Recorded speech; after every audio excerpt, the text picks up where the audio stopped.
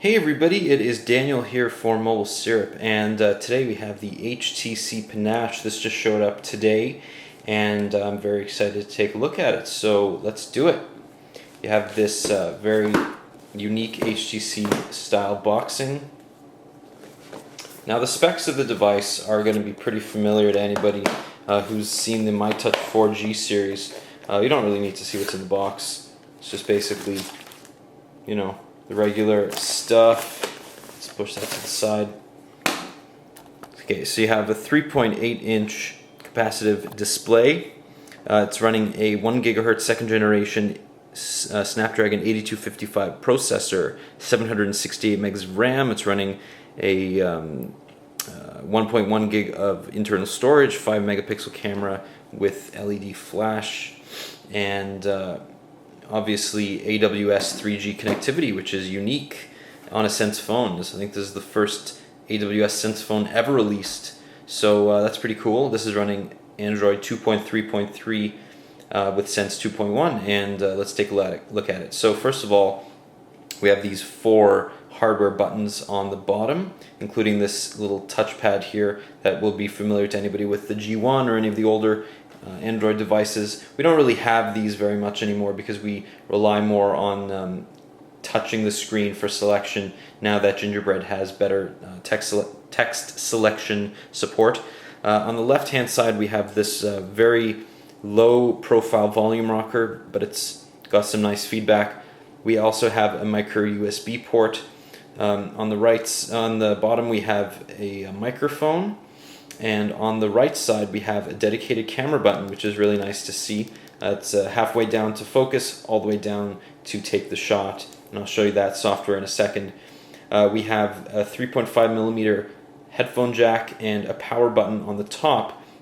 On the back of the device we have this 5 megapixel camera and an LED flash, and the battery cover is made of anodized aluminum, so it's really nice and sturdy, does not creak at all, and certainly gives some much appreciated heft to the device and makes the device feel very premium. There is a 1400 milliamp battery here, and that should last through the day, if not a bit more. You also have an 8 gigabyte micro SD card included with the device, and obviously you have your SIM card slot here, but you cannot unfortunately remove without removing the battery. But that is not the end of the world. So let's do a little software tour. But I just want to comment on how awesome this feels in the hand. This is a really premium product, and it definitely needs to be at $499.99.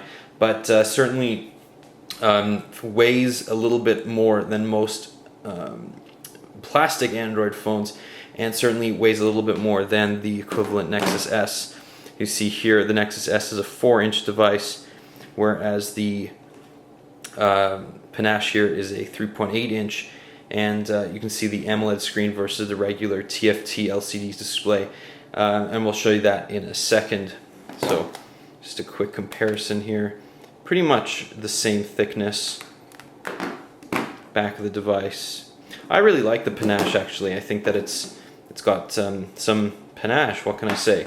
I'm not very unique with my adjectives. So we have Mobilicity here. We have HTC Sense running Sense 2.1 on Android 2.3.3 and all of the added benefits of said upgrade. And you have your recently used apps here.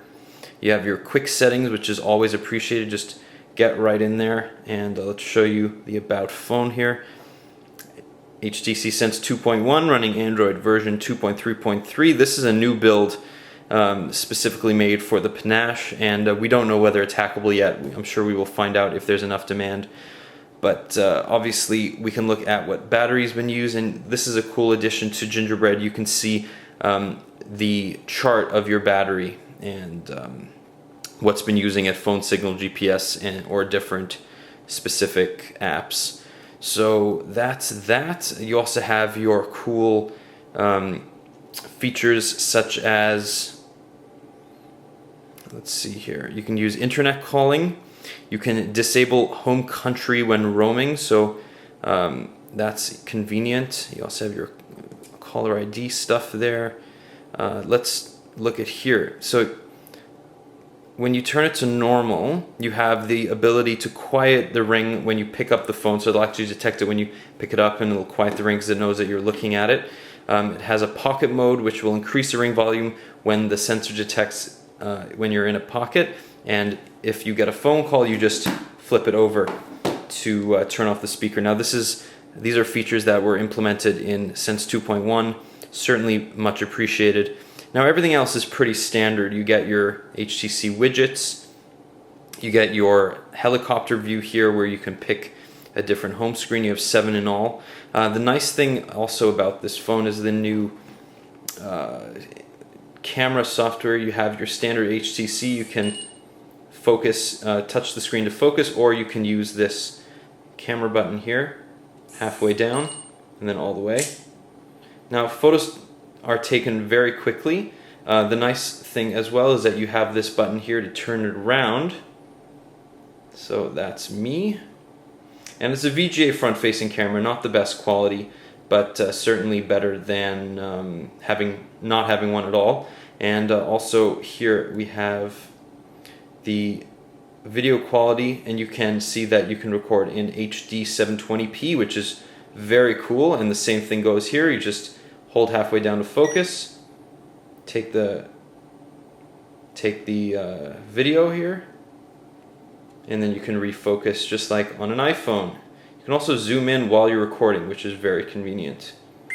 So then you use one of these hardware buttons to return back to the home screen. I do have to say that I appreciate the home button placement on the left hand side and the menu button next to it. I really do appreciate that these are lined up the way that I like them. You can see also that it's a different schema to the Nexus S. I'm not sure why, but that's just the way it is with Android phones today. So let's see what can I talk about. That's pretty much it. I mean, if you've seen a Sense phone, you've seen it all. You know, it supports your different HTC widgets. You can purchase new ringtones. You can do add an alarm.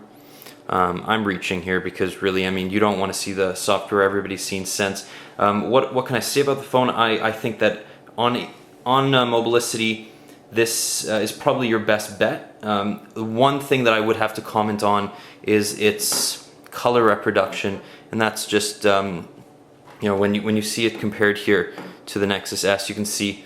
Actually, let me just turn the brightness on the Nexus S all the way up so that we can get a fair comparison.